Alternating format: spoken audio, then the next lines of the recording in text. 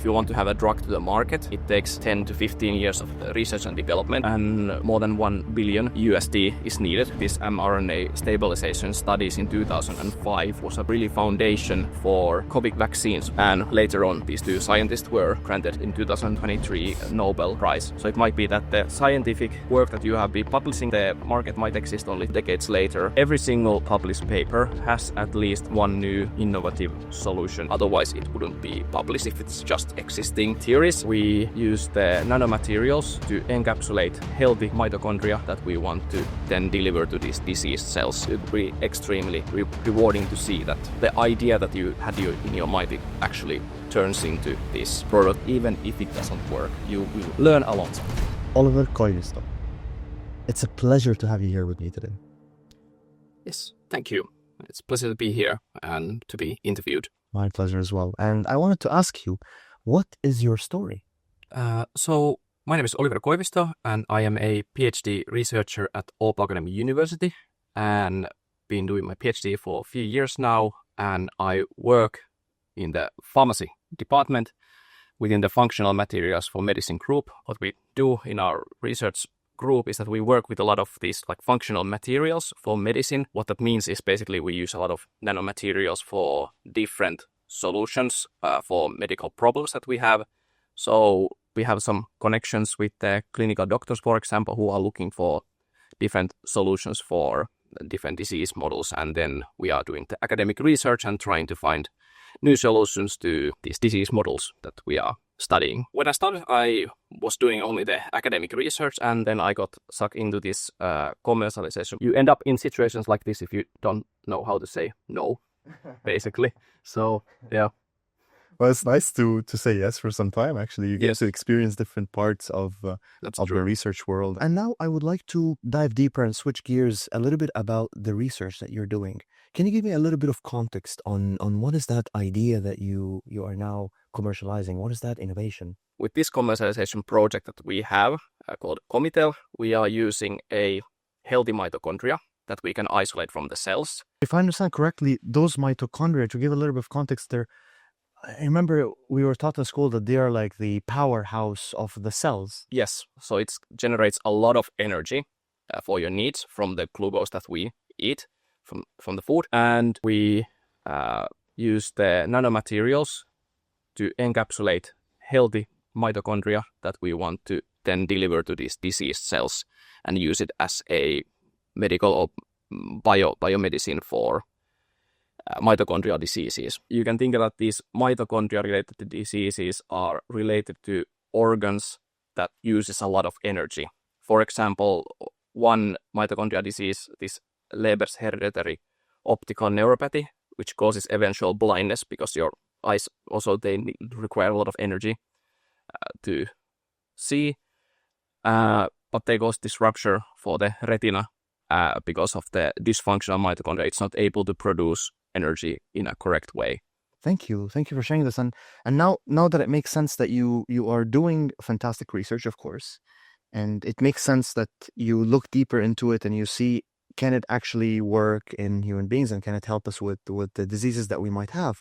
But then I don't understand, how did this become a commercialization project? Like how did you find the potential in your research? The mitochondria project, it started to look quite promising, and then it started to attract more people in it. So initially it was only 2 or 3 people working on it, but at one point we had 8 or 9 people within the project helping in different aspects with the, for example, with the computer modeling of this system, and then with the material side, that what is the best solution that we can use. So we use these metal organic frameworks that we make this structure around the mitochondria that we want to use. Yeah, project expanded, and initially when we started the commercialization project and discussed with the innovation services and made the application for Business Finland, it was more about that we want to do the encapsulation and then maybe license our technology for companies to use our solution. But then during the project, we started to find it very interesting, and that the more we studied it, that it started to move towards that we want to make it into a drug product eventually in later stages. So doing the commercialization part, the project itself has evolved a lot. So it seems here that when you were talking to me about the commercialization pathway, there seem to be multiple pathways, whether it is licensing or you said make a product. What is the difference between those? Could you explain to me more?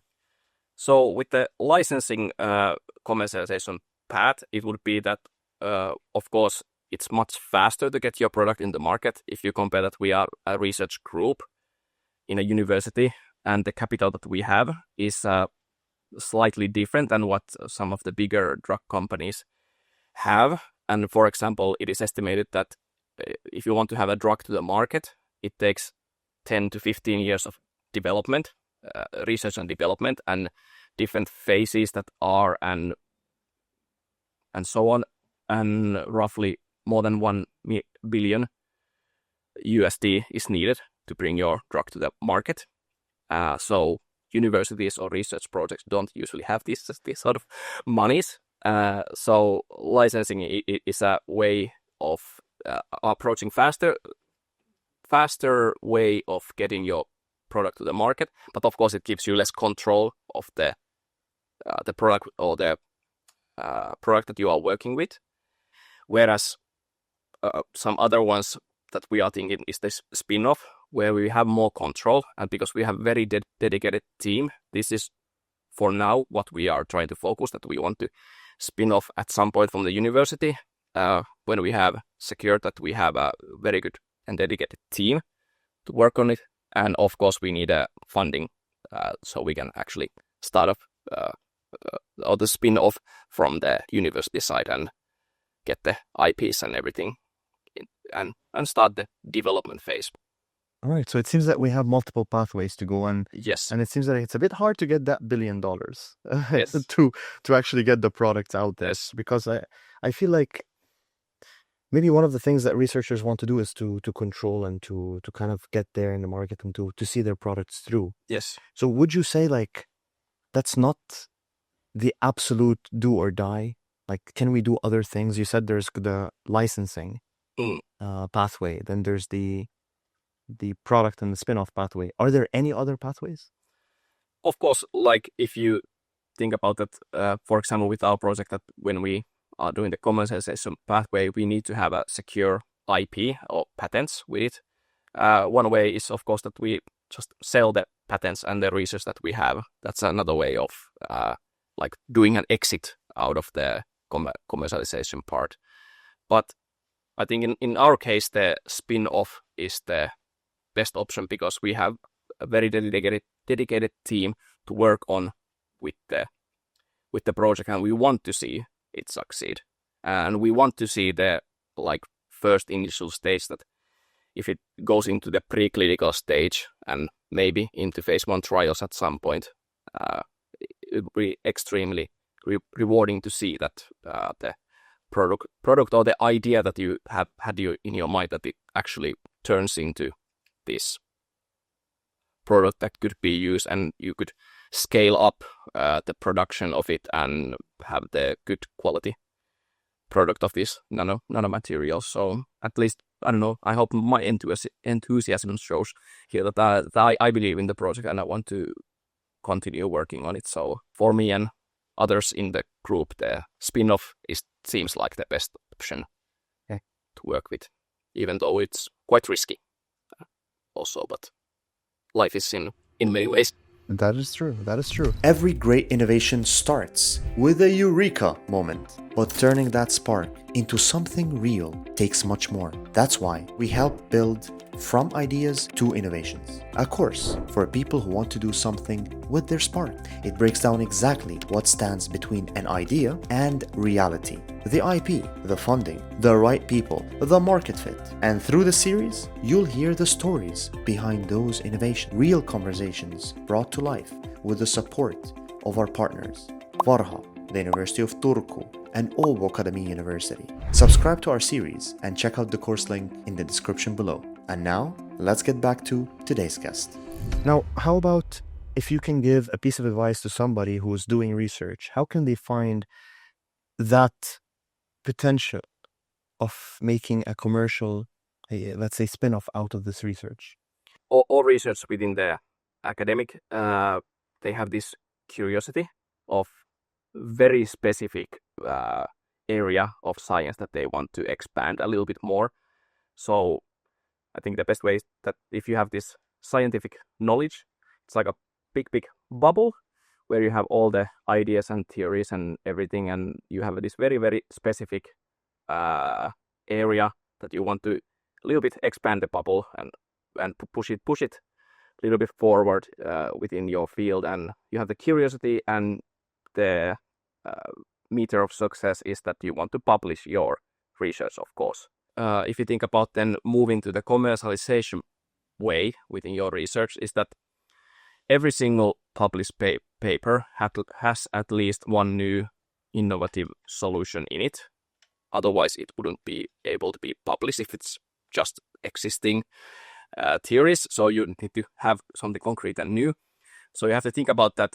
Okay, I have some of these new ideas or solutions within the academic research that we have been doing. How it could be used in a commercialization way. For example, what is the application of it or impact, and what can be the end users of it. And sometimes it's very difficult to know when you do this kind of research. It might be that it doesn't even exist yet. I think it is a good way of, for example, a lot of people have lived through the COVID pandemic. For example, that this Kariko and Weisman did this mRNA stabilization studies in 2005. And later on, we know that these mRNA studies was a really foundation for developing these vaccines with the Moderna and Pfizer and BioNTech. And later on, these two scientists were granted in 2023 a Nobel Prize for their work. So it might be that the scientific work that you have been publishing in academic field, it might be that the market exists only 10 years or some decades later. Or another good example is that, for example, in the 1960s, NASA developed these battery-powered drills for their use that they want to use in a moon, so they can collect rocks in the moon. And it's extremely specific, like way that you would have your solution marketed to, would be the astronauts that are going to the moon. And if you think about this, that okay, battery-powered drill or tools, everyone uses it now. Like it's the common way of using power tools, basically, in normal households. So the market can expand later as well within your product. Oh, wow. This is beautiful. I feel like an astronaut now. Yes. My dream is coming true finally. Good.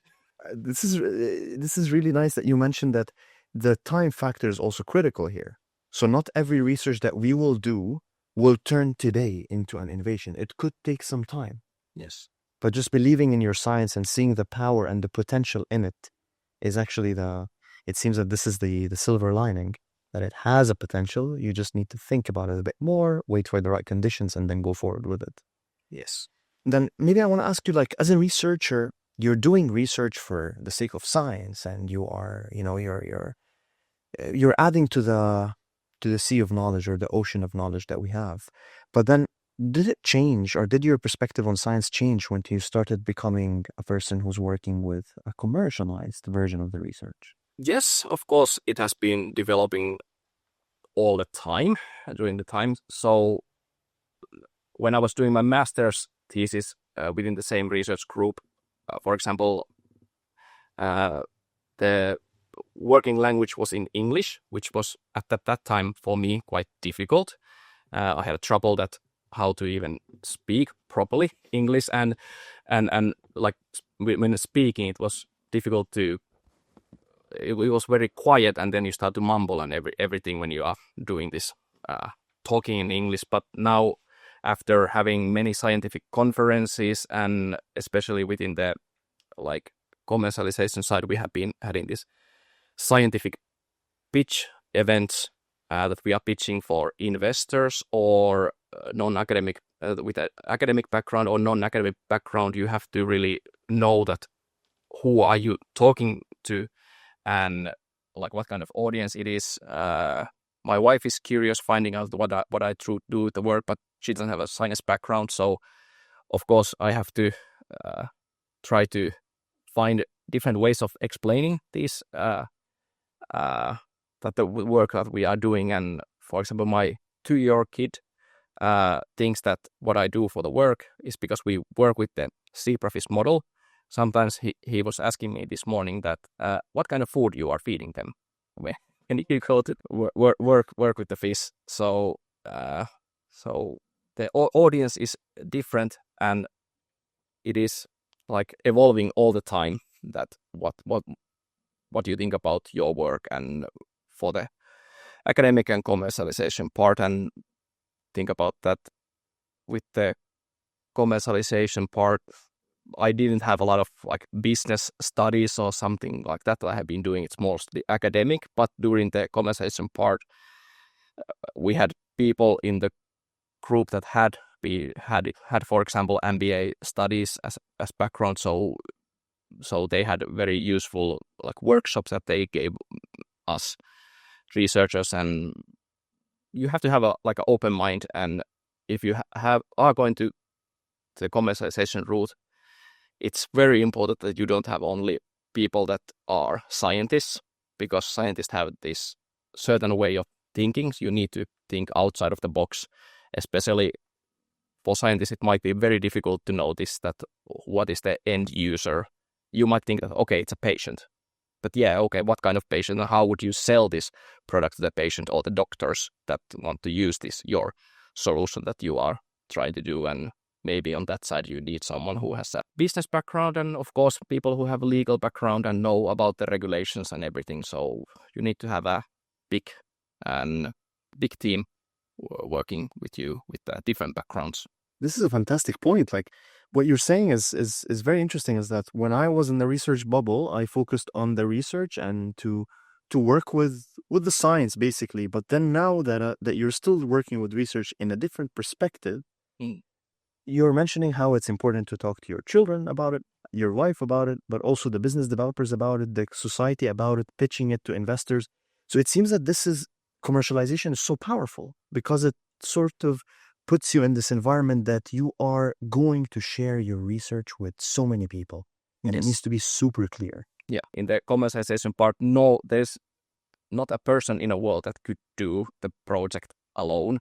You need to have a dedicated team. You need to have, if you are doing the commercialization pathway in scientific field, you need to have this scientific team, and preferably with different backgrounds. You need to have people helping with the regulatory aspects and with the patent filing, and then people with the commercialization part. So communication is extremely important. So I would say that that's the most important skill that you need to have.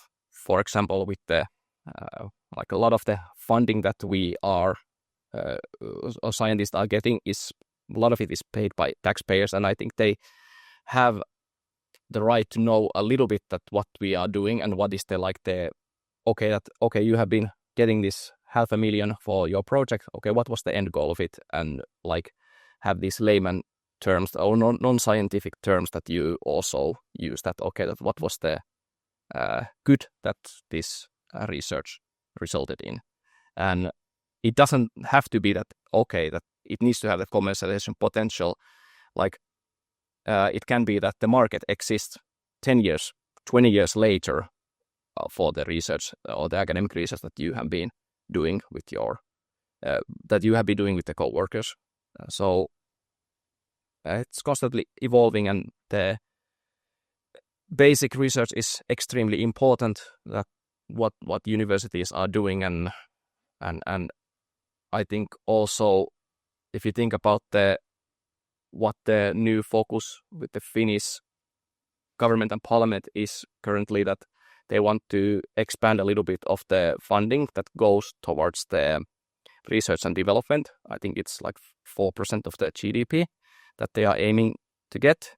And then they have this doctoral pilot program that they are currently running. That I think the idea of that is that more PhD students to pursue that they also do something else than just academic work after their PhD, that they start to do these commercialization routes. And I believe that the end goal is that we would have our own big company like Novo Nordisk or something like that, or something that could compete with them, because we have brilliant scientists, and I think in Finland it's a nice and safe country to be, and it can attract a lot of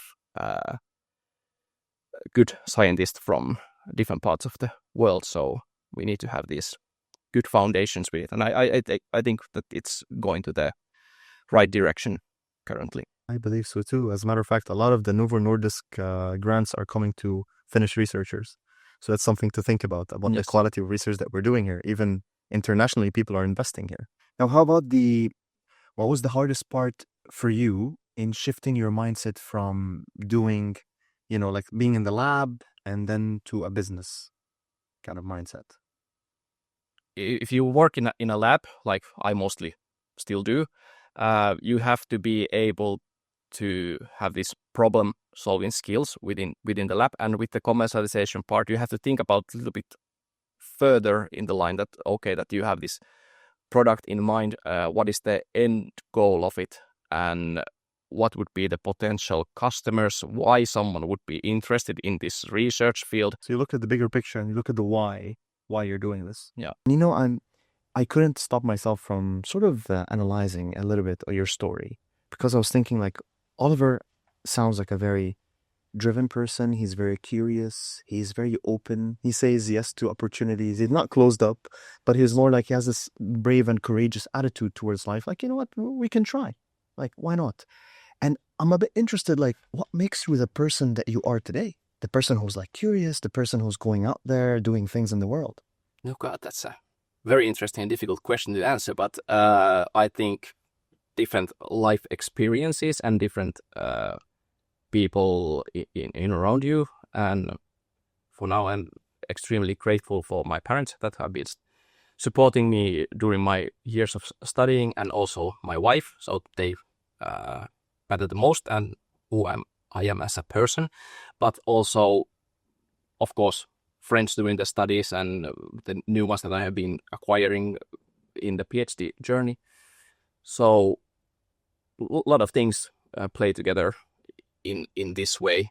Oliver, I think this is beautiful what you just mentioned, because it makes me think that instead of you telling me that, yeah, there's this life thing that happened to me and I was in the backyard and I had this eureka moment, instead you actually pointed things that are very meaningful and things that show me a sense of gratitude that you have. Yes. You're like, well, I want to thank my parents. I want to thank my wife. Like you looked at your immediate circle, the friends I had you were in college, and how you look at your environment as, we all are products of our environment, if you think about it. Yes. So it's so beautiful to hear that sense of gratitude from you. Thank you. Thank you for sharing, Oliver. Also that the two kids that I have, one is a 3-year-old and another one is 1-year-old, they really push me forward. For example, with the work, so I have this positive mindset that I should be working and getting towards the end goal of graduating at some point. So they help me in a lot in that way, and also that want to have a positive impact on life, and especially with the kids, that you want to be that they look up to you, and maybe I'm not trying to push that they would go in the same direction in the scientific work like I am, but it's nice to see that there is a curiosity with them and trying to encourage them and maybe push them forward to like natural sciences or something else. But of course, they are free to do their own choices later. But You remind me of my friend's father. He told him, look, son, you can be anything you want as long as it's either a doctor, an economist, or a lawyer. But anything you want. yeah. We have a little bit of a tradition where, we're science pitchers and we love scientists when they pitch their science.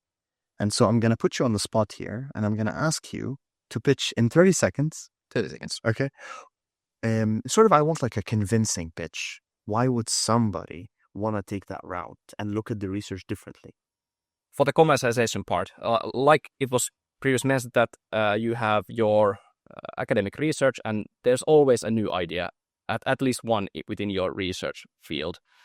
There are innovation services that can help you you can pitch your ideas, and could it be commercialized? It might be that you are not the one who knows that what is the end goal of it, but there are other people. There are people who help in universities with figuring out this, and it evolves during the commercialization project, and you will learn so much when you are doing this part. And if you can bring your idea or product further on, it is extremely rewarding. Even if it doesn't work, you will learn a lot.